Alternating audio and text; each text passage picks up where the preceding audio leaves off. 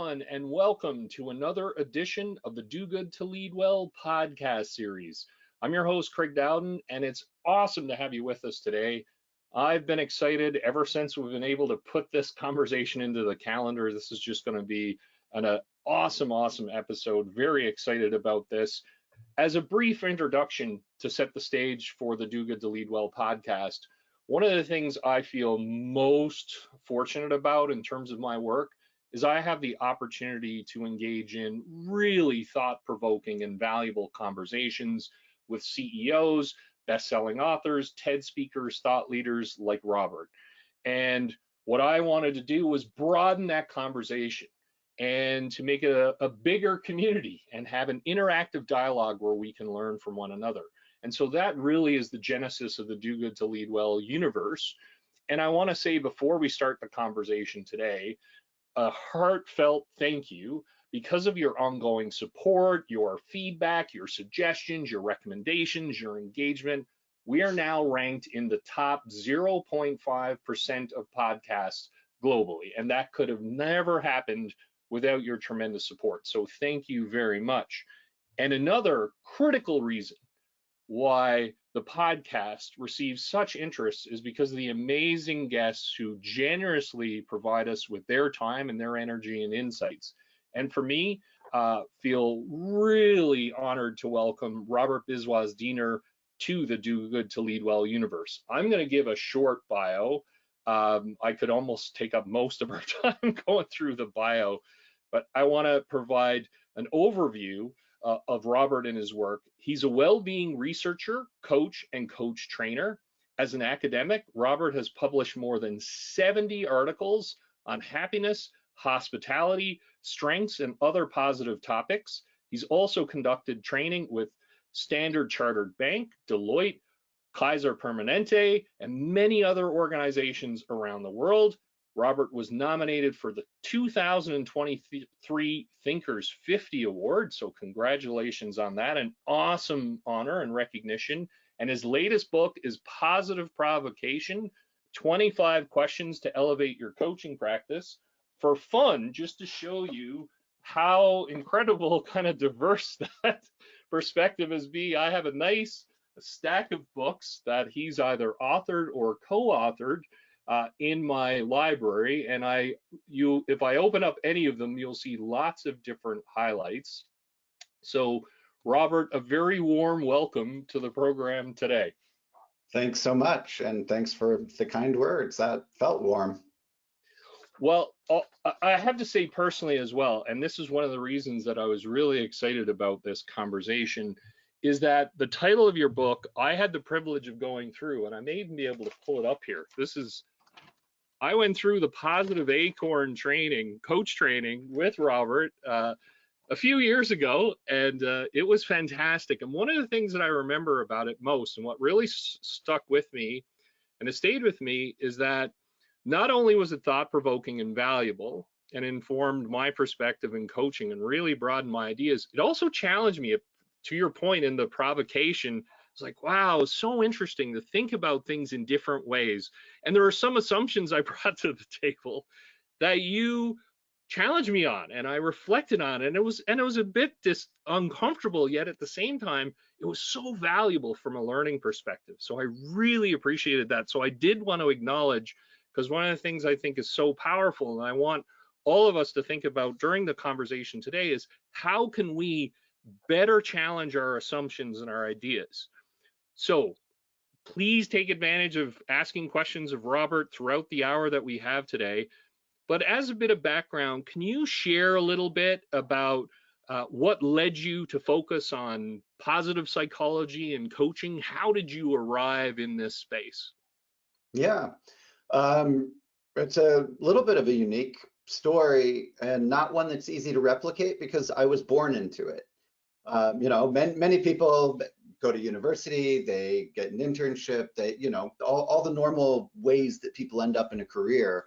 But I was raised by psychologists. My father was a pretty well-known psychologist. My mother also was full-time faculty at University of Illinois. Her doctoral dissertation was mindset research. Carol Dweck was her dissertation research advisor. And my mom's the one that initially thought of mindset. And my mom's first author on those, growth versus fixed mindset papers.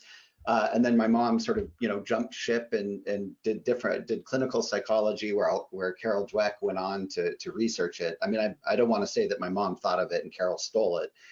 They came up with it together, just to be clear. And my father was an early happiness researcher. Both my older sisters, psychologists, one's developmental, one's clinical. So, the family lore is sort of, Robert, you can be any kind of psychologist you want. Go into any subdiscipline that you feel comfortable with.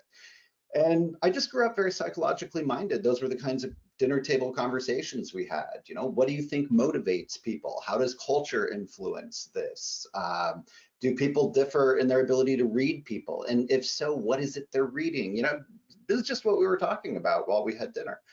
And I originally thought I was going to be a therapist, but I got my master's in clinical psychology and I realized that it wasn't for me. And I think it's really tough for anyone who's experienced this, whether it's you decide to leave university, whether it's you decide to leave your organization, where you just know it's not a good fit, it's not going to work.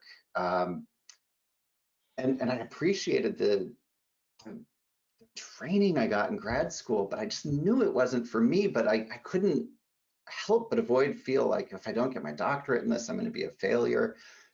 My father was pretty great. He said, why don't you just come and research with me, travel the world and study happiness? And I did that. And then I did end up getting a doctorate in social psychology, but I always missed helping people. And that kind of one-on-one conversational technology, the how can I just work with you to bring out the best in you? And that's when I discovered coaching. This is about 20 years ago or so. And I thought, well, I can easily apply much of my expert frameworks and thinking about well-being and similar topics, and let that guide my coaching conversations in some small part. So that's what I've been doing ever since. Well, and thank you. And it is, I love that focus on application as well, and something that you talk a lot about. And how do we bring, it's something for me, I love taking the evidence-based insights and then translating them into practice to have those impacts. And so for your latest book, Positive Provocation, what was the inspiration behind that? I really enjoyed reading it. And again, it was great to go through it. And I love how you framed the provocation or the provocateur. What was the inspiration behind this book? I think to people who can see me, if you're watching me right now, I probably look like a normal person to you, but I'm not. And I've just always been wired a little differently. I really have this natural kind of counterpoint, this really natural capacity to be like, but is that really true? What if? Couldn't it be another way? Are these the best rules we should adhere to? And when I was younger, that got me in a lot of trouble. And one of the things that, I'm in my 50s now, and as I've matured, I've learned to do it so much better. And that's why I put the word positive in front of provocation, because I think when people are just provocative, they're just shooting you down, they're invalidating you, they're scolding you, they're telling you you're wrong. And that does no one any favors. And I certainly was guilty of those types of things. But I learned over time that if what I can do is say something provocative enough, that is engaging enough, that you sit up and say, well, he seems thoughtful. Why would he arrive at this conclusion when it seems so different than the conclusions others are arriving at? That's what I want. I don't want to say you're wrong. I want to say, have you considered these nuances? Have you considered these other sides of things? Have you questioned what assumptions you might be operating under? And ultimately, what I want for people, both in this book and in life, is to arrive at their own conclusions, not to agree with me. And writing that book was such a breath of fresh air because I didn't have to be right. I just wanted to say to people who are engaged in coaching, what's the operating system? What assumptions are you operating? How do you think change works? How do you think coaching works? And you're taught these sort of platitudes, oh, you should just use empathy. Yeah, okay, that makes tons of sense. But how much empathy? Could empathy ever get you into trouble? You know, like that, those are the questions to me that are far more interesting than this sort of binary should we, shouldn't we. And so ultimately, that's kind of where I see my professional mission, whether that's in the research sphere or in the coaching sphere, is just to invite people in to think about things in new ways, regardless of where they end up, and regardless of the degree to which they agree with me. I just want them to be thoughtful. Well, and I love that. And I enjoyed in the book where you're talking about that natural kind of tendency to be that devil's advocate perspective. And I think it's so valuable because, and when I read through the book, I appreciate, the subtitle being 25 questions to elevate your coaching practice. Anyone, I mean, in our personal lives, those questions are really powerful for us as leaders, aspiring leaders, chief executives, no matter where you are. What I love is the things that you prompt us to question, even if they make us uncomfortable, they're so powerful because, and that's the thing I appreciate about the core theme that I took from the book is that, hey, let's take the time to develop a more nuanced understanding, and truly lean into the reflection piece so that we can recognize some of the limitations of our own thinking that can inform our behavior and what we say. So I think that's just awesome, absolutely great. Uh, I have a couple of questions flying in, so I am going to start with one that I want Yeah, to. let's have it. I'll take as host. I'll have my first one here after that. I love how you open the book with the provocation. Why is it so hard to be a great coach? And you kind of separate that down. And a lot of people and clients of mine and people I speak with, what separates the exceptional coaches, the truly great coaches, from the good ones? So I was very much influenced by the unfortunately late and great David Peterson in this. For those who have never heard of him, he was a thought leader in coaching. He ran coaching at Google for a decade. And he wrote about this, and he said something so pithy that I loved. He said, it's pretty easy to be a good coach. Like if you have some reasonable social skills and the kind of desire to help. And he said, and it's just as easy to stay a good coach, Mm-hmm. but it's much harder to be a great coach. And I just found that so intriguing. And it brought up all sorts of questions for me. Well, maybe being a good coach is good enough. I mean, a world full of good coaches is probably good by definition. But what about greatness? Don't we aspire to a degree of beyond proficiency, a degree of excellence? And I don't know that I know the answer of what makes for a great coach, but I do know the coaches that I think are great and that I interact with who really wow me all share in common a tolerance for uncertainty. When I meet coaches who are, let's say, 5 or 10 years in their career, and they say things like, I've got my system down, I really help all my clients, I've kind of got it figured out, I know how to do this, those people come across as good coaches to me. Mm-hmm. The people I talk to who are, let's say, 15, 20 years in, and they're like, I'm so excited because I heard something new, or I'm so excited because I changed something really fundamental about my practice, or I realized I just don't know if we know all that much about this portion of coaching. And it is in a way, I think, intellectual humility. Mm-hmm. Um, and that translates to a desire to experiment, a desire to take risks, a desire to take in and absorb new information. I also think a bit of that is also what makes for good leadership competencies. If you look at Herminia Ibarra's work or work coming out of INSEAD, the ability to handle uncertainty is, one of the top ranked things that leaders face. So I see a certain correlation there. Well, I love that, and a couple of things. So yeah, the reference to INSEAD, we had Nathan Furr on with the upside of uncertainty, and again, fascinating conversation.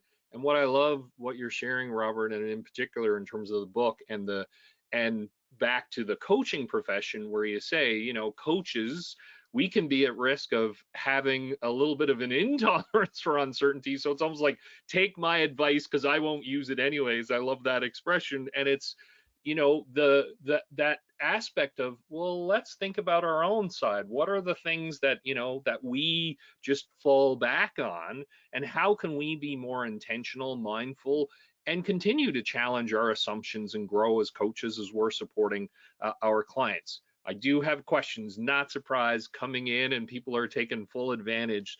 So Andy is saying, I'm going to take advantage of this for a mini coaching session. I suffer from a serious case of imposter syndrome. Any questions or reflections for me as a manager in terms of how to navigate that?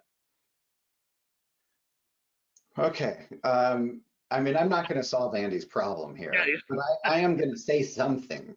And then it's up to Andy to do with it, and who knows if it's going to be successful or not. But it is linked to one of the provocations that's in the book, which is, as a coach, I really try and take an extraordinarily positive view of people, and I'm wired that way a little bit anyway. Although I do a lot of kind of critique and challenge, I really think the world of people, and I am really an optimistic, upbeat person.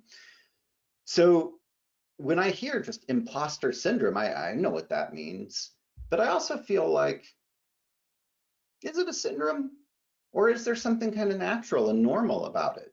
Um, yeah.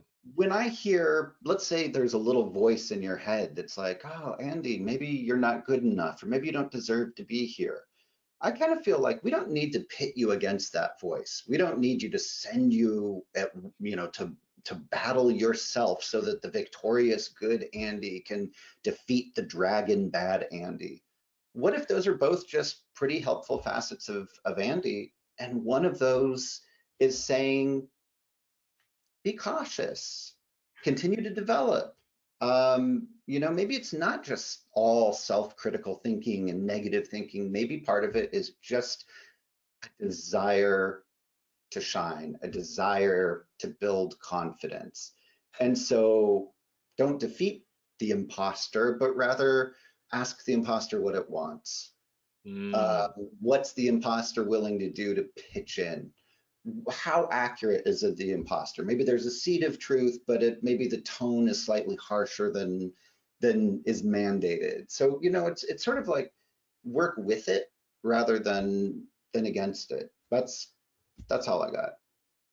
Well, I've already got from Andy, thank you, very helpful. And I have other comments coming in saying, amazing answer, love the take on inviting it to the conversation. So absolutely fantastic. And I think that's a great, once again, uh, lesson that I took from the book is around sitting with things and sitting with it, as opposed to that either or, it's against all those things. What can I learn from these ideas? I have another question coming in from Sandra saying that I'm a new people leader in my organization. I love the work that you do.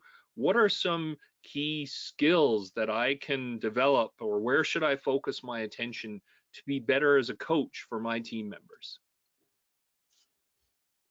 I'm glad it's a coaching specific thing and not a leadership specific thing. Because I mean, look at me. I'm wearing my best hoodie. I work from home. I'm, like, I don't know that I should be giving people leadership advice, but I do know a bit about coaching. And I believe that a desire to ask is one of the central tenets of coaching. If you the coaching mindset is really the belief that the person can figure it out for themselves, even if that means they have to go ask other people how to do it, that they're just capable, they have resources. And I do think that leaders are about resourcing people, giving them the space and support they need to figure it out and perform well and do a good job.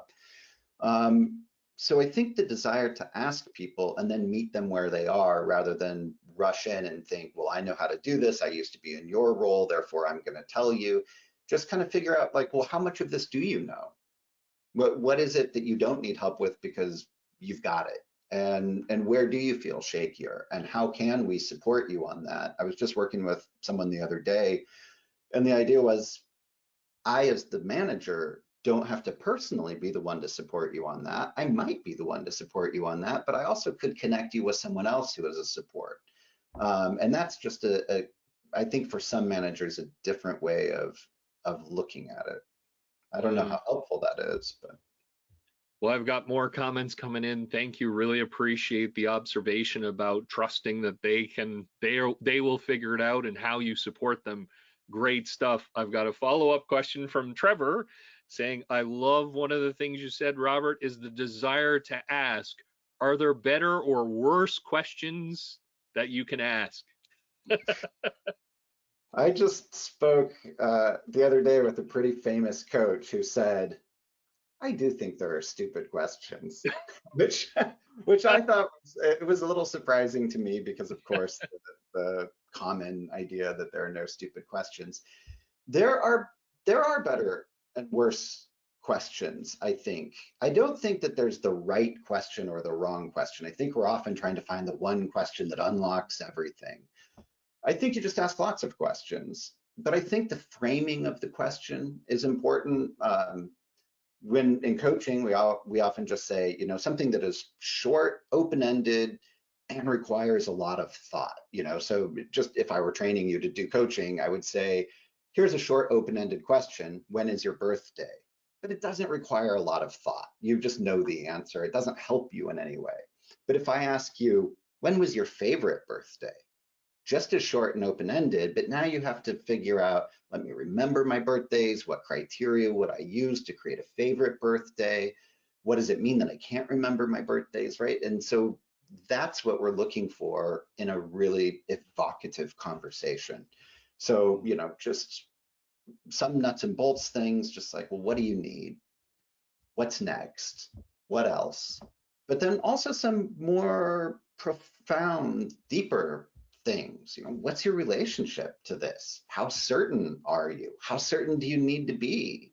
And those also can be quite good. And I actually think the combination of the two, we don't just want to say, like, what are you most afraid of? All right, now I got to go. But you also want to say, well, what are you going to do with that information? What support might you need around it? What's standing out about the 15-minute conversation you and I just had? So you kind of allow people to go from that depth up to the surface so that they can breathe again and send them out with a little plan. Well, and I love that. And again, comments rolling in saying, great questions, really insightful. Love the focus on action. And I would say the same thing. What I think is really great, and I know that was a core idea that came through in the training that we were doing as well, is that surface and depth and being mindful of those things. And again, as you say, kind of coming back to, okay, so what are you going to do next? What's that next step in the process? Another question. There are questions just flying in, so they're really embracing that, which is, I had a sense this would happen. Stacy said, I love the idea of devil's advocacy and being a devil's advocate and a provocateur. Sometimes I worry that people will react to my questions wrong, or it'll create a negative reaction. Any tips on how to create a safe space? It's a totally fair worry, because people probably will react poorly from time to time, and you probably will step on their toes from time to time. You can definitely overdo it. So completely worth listening to that cautionary impulse. I also, on just I know it's sort of trendy to say safe space. I recently heard someone say, look, you can never promise someone a safe space. All you can do is have a supportive space or a respectful space. And I really liked that nuance as well. But I certainly understand the heart of the question. What I do is I talk a little bit, whether I'm doing a workshop or a training, whether I'm doing my first session with a client, I usually tell them, and this is how I say it, I say, I have a 90-degree view. You look out of your own eyes at the 0-degree view, you have access to your own thoughts and memories and opinions and values, and that's the filter that you're looking at life through. The people you don't get along with, they're at 180 degrees. They're saying no, they're shooting you down, they're invalidating you and arguing with you. And it's not helpful for me to do that. I don't want to be 180. But nor do I want to be 0 and just tell you everything you know is amazing. So I'm always shooting to say something that you might find fresh, which requires some perspective taking. I need to know a little bit about you and what your current assumptions and mindset and skills are. And then I want to just push on it a little bit, not to pull the rug out from under you, but to just say like, let's spend a little time thinking about this, regardless of where you end up. And I find that just in laying that groundwork out, making it explicit and articulating it is really helpful for people, that they can kind of relax. And sometimes if I step too hard or challenge too hard, I can see them start to get offended, and I'll say, oh, I was trying for 90, maybe I did 120, maybe I did too much. And then they remember why I'm doing it, and they're like, oh yeah, and they're far less offended. Also, Well, this is one last thing. Sometimes it's best not to do it at all. Like sometimes just being silent is pretty great. which, yeah, absolutely. I think the world sometimes could be a better place if we, if we adopted that, being silent more often. And I love that 90-degree perspective on things. And I got another comment in here saying, love that idea of supportive versus safe space. And again, really, because I hear you as well, Robert, in terms of in the broader discourse, things can come out, and then as you do, and I think it's such an important thing for us to think about. So what does that mean if we take that idea and extend it all the way through? Got another question here from Keith, who said, I'm really curious about what are the hardest issues that you find to address in coaching? I think ambivalence is the toughest thing. So I sometimes kind of mentally categorize the client's agenda into different types. Sometimes clients want to improve at a thing. I'm a new manager and I just want to be a better manager. That's not really a problem. I think I'm a good manager, but I just want to be better. Sometimes, often, clients want to solve a problem. I feel like an imposter as a manager, or I'm going to get fired if I don't start performing better, or I have an awful colleague that we're always bumping heads. So there's like problems, there's improvements, but then there's decisions. Should I leave? Should I retire? Should I take a job overseas? What these can be really difficult, in part because they're so cognitive, and coaching itself is so cognitive that we are engaging you through this conversational technology in more thinking, but that's already what you're doing a lot of. So this goes back to the asking good questions. I don't want to ask questions that the client's already thought of. I think the true value in coaching is to think of fresh questions. So if you're considering a job in London, I don't want to say what are the pros and cons of the job in London, because you probably already thought that before you walked into my office. And so I might just say, well, how certain do you have to be before making a decision about a job? What information don't you know about the job? Like those are the kind of fresh questions that people are like, oh yeah, that's helpful, because that gives them new thinking rather than spinning their wheels in the same thinking. But if you think about ambivalence, it means ambivalent, two directions. We sometimes think that ambivalence means like, oh, I don't care, but often it means I care equally in two conflicting ways and I feel stuck. And I just think that that's a really complicated thing to deal with. No, I love that. And again, lots of positive comments on that, and really, really insightful in terms of your perspective. I've got another question specific on the coaching side, where Allison asked, when it comes to selecting a coach, what role do you think being in the same industry or having the same experience has? Does that elevate a coach's effectiveness? There are two standard answers to this. One is the client answer, and the client answer is often, I want someone who I feel understands me more, and I think that's worth considering. And then there's the kind of the common trope of coaching answer, which is no, like coaches don't need to be expert, we have beginner's mind. And I think the truth might be somewhere in between those two. I have a lot of expertise, let's say in well-being as a researcher or in coaching. But that doesn't mean that I'm supposed to tell you what to do to be happy. That doesn't mean I'm going to just tell you, well, this is exactly what you should do as a coach, because stylistically you might do it differently than me. You might have just different personality, different communication style. And so what I think is The role of the expert is not to tell people what to do. The role of the expert is to help people think through things in more sophisticated ways. And experts can do that because we have formal frameworks and a sophisticated vocabulary. So I can ask loads of questions. Could I coach a mining executive? Yeah, but knowing a little bit about the mining industry and sort of the safety consciousness or some of the cultural things in that industry would likely be helpful for me. But I don't know if they're strictly necessary, but it does seem potentially helpful. Stopping short of, and I know so much about it that I'm just going to give them advice and I know exactly what they should do. Love it. No, this is, and again, lots of great feedback coming through. I've got another question from Amber, who says, congratulations, love the book, great book. Are there any provocations that you find people have the most difficulty hearing? And can you share a couple of those, and why do you think that is? Great question. Yeah, there are a couple. Mostly people have a pretty positive response, fortunately. Just like, oh yeah, this got me thinking, or give me permission to do things in a new way. The one that I alluded to actually earlier, which is I don't send my clients to war with themselves. So it's very common in coaching for coaches to ask questions like, how are you holding yourself back? How are you standing in your own way? What self-limiting beliefs do you might have? How might you be shooting yourself down? What are the obstacles that you're presenting? And I think that those practices endure for two reasons. And one is they're effective.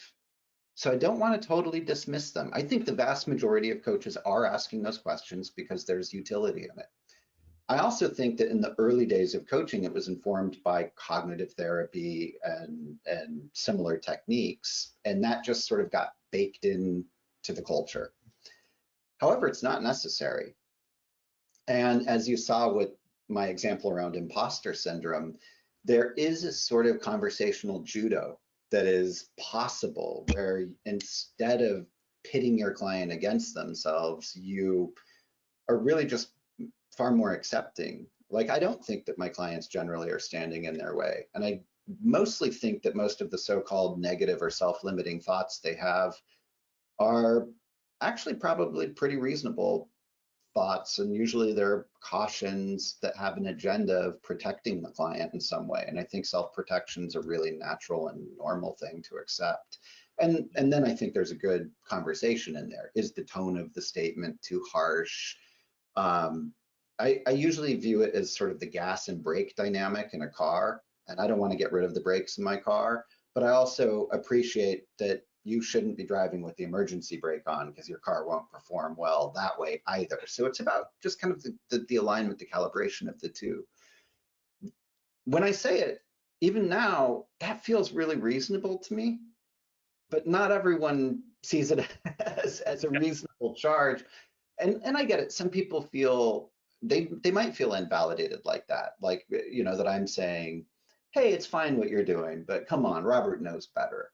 And I totally understand the pushback around that. And the truth is, if you want to take what I'm saying and ultimately reject it, that's fine with me. And you can keep asking those questions, but so long as you've thought it through, like, why would this be a good question right now for this client, rather than this is just how I do it with all clients, because that's how I think stuff works. Well, and I have to say, and again, lots of fantastic comments coming in. That's something, Robert, that I really admire about you and your work and your approach to this is a couple of things. Number one, it's like, hey, this is just stuff out there for you to consider. I'm not here to argue or get you on my side. And what I love about it is that the challenge is you say, look, you know, it's important for us to reflect and ask these questions in different ways. And sitting with our discomfort is a really good thing. And we may not go all the way there. How might our thinking expand, or how might our understanding expand if we consider these things? Because otherwise we can have a limited perspective, and the vast majority of you would assume would say, hey, I want to have as most of a complete understanding as I can, or continue to grow that. So I'm going to ask, for me, another one of the provocations in the book. And again, I appreciate, and I'll admit, when I first read it in the table of contents, you had one a provocation around what if we used less empathy? And in my first book, I had a chapter on empathy, and then right away I was like, "Oh, here I'm provoked on that," and it was great. It was fantastic, and that's what I again enjoy very much around it. And also, I have to say, I am with you 1,000% about the arguing around the nomenclature and what labels are. But putting that aside, can you talk to us around that provocation? What if we used less empathy? Because again, it's out there, as you talked about earlier, around safe spaces. Unpack that for us so we can, understand that and take action around it. Sure.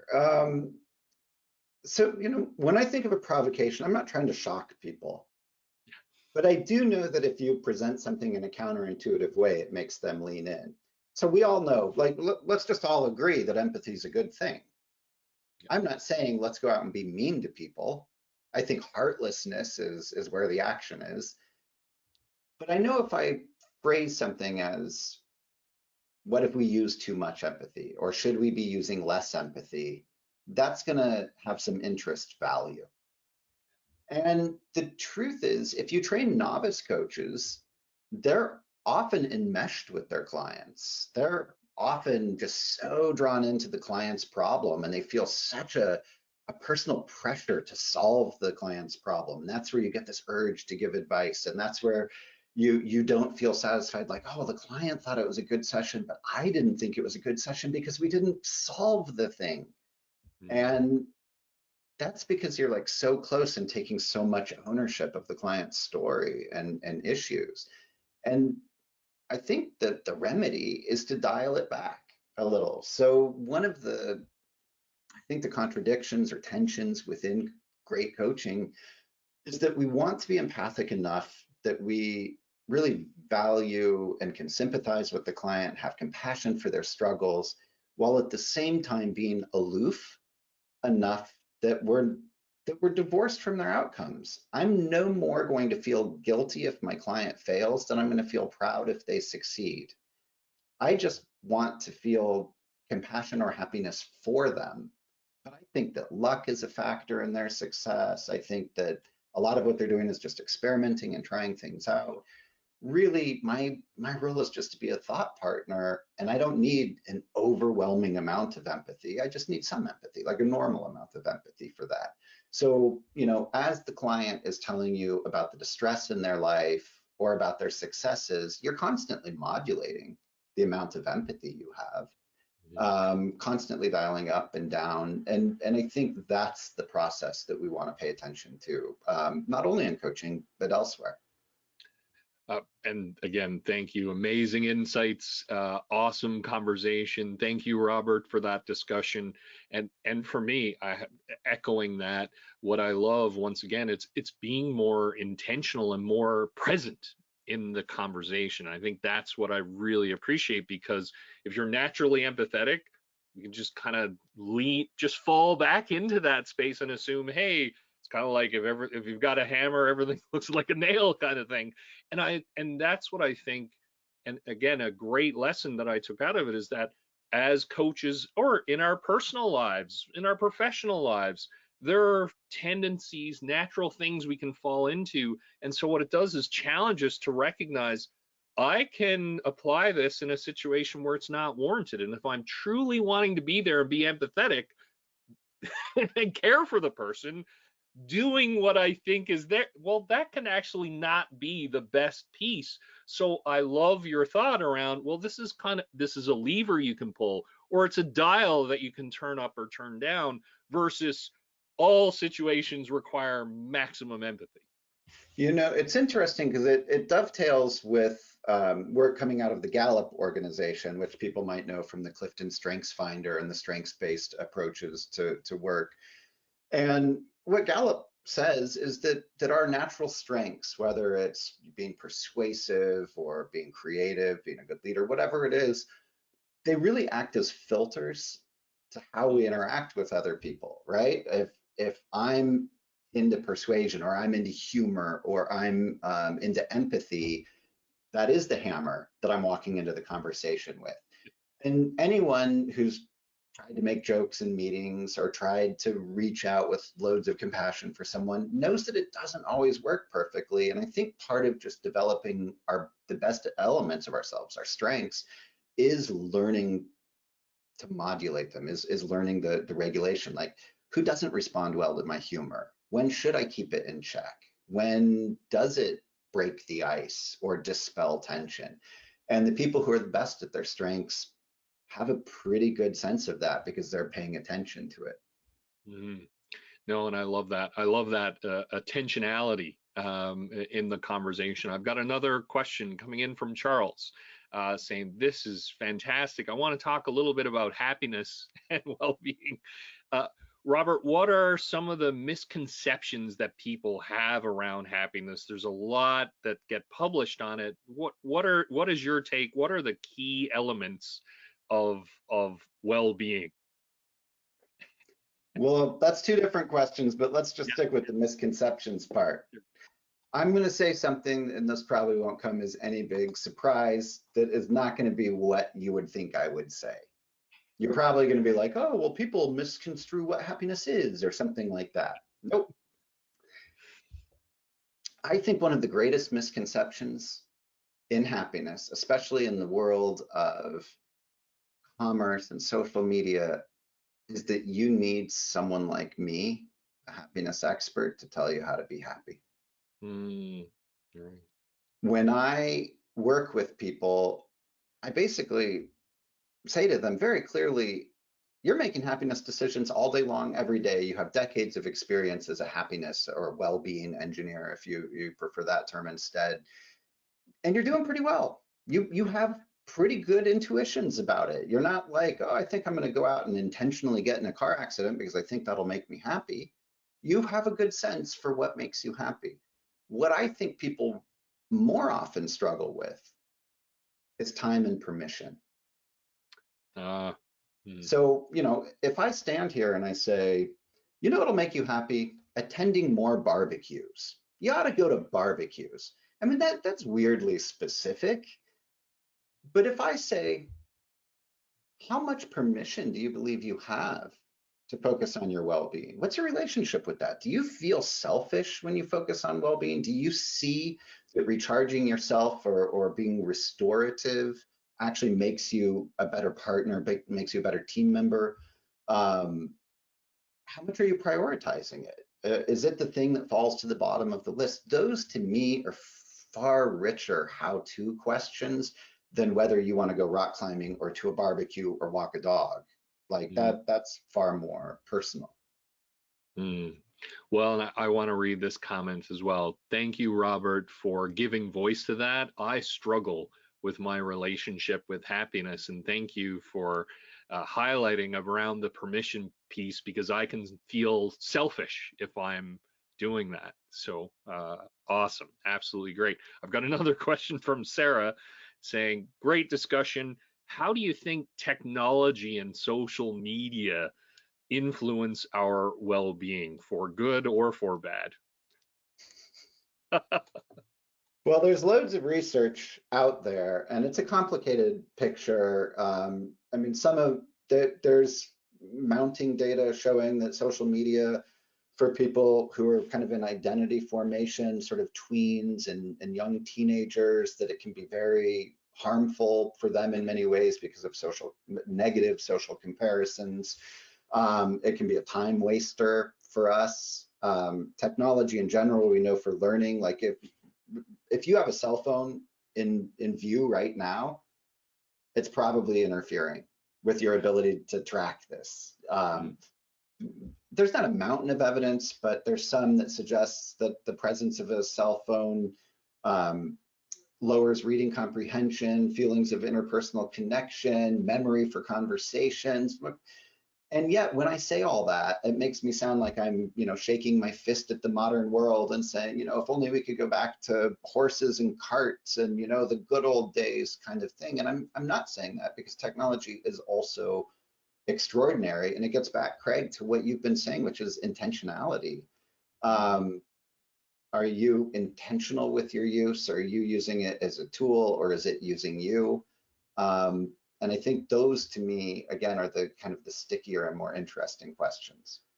No, that's great. And again, thank you for sharing the research. Great insights, great questions to reflect on.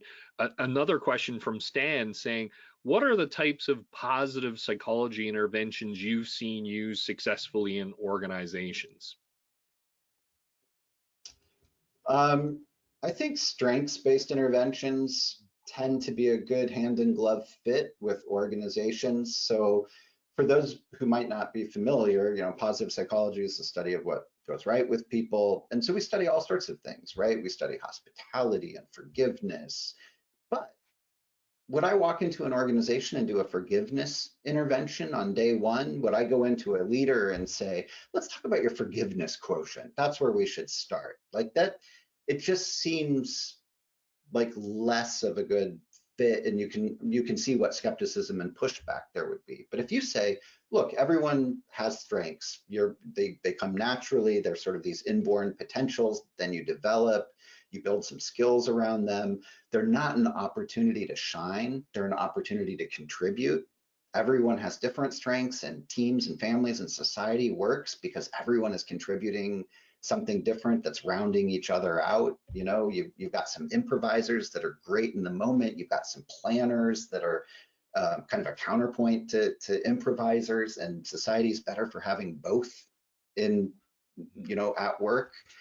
And so I think everything from recruiting for strengths, doing strengths-based placement, strengths-based job interviews, strengths-based performance reviews, strengths-based management and leadership.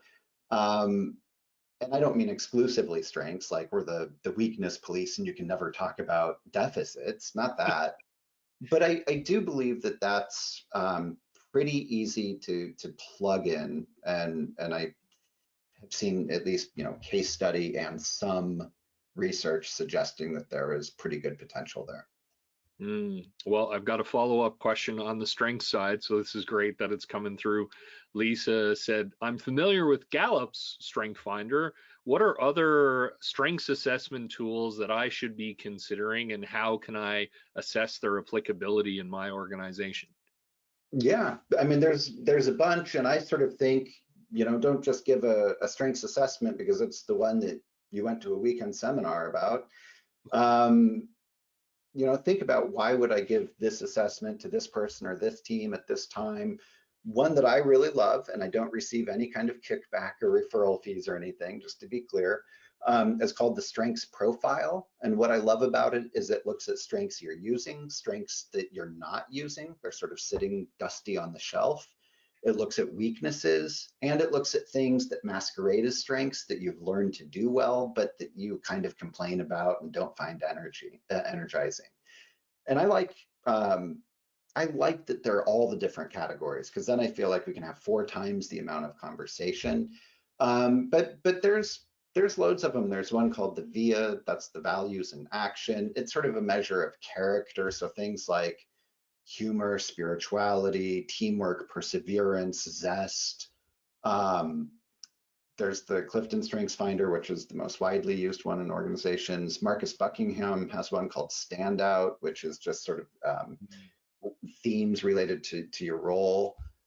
So I would look into it yourself, but I would start with the Strengths Profile if you're not familiar with it.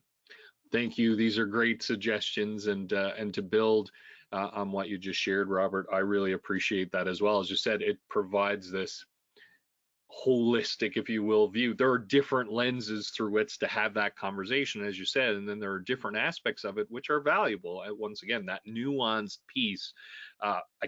We're almost out of time. We've got about 10 minutes, so get your questions in. This has flown by. So many comments that I can't read. I've got a great question from Elizabeth, and I know one of the provocations in the book is around ethical considerations, so this fits nicely. Elizabeth said, my manager has offered me the opportunity to work with a coach.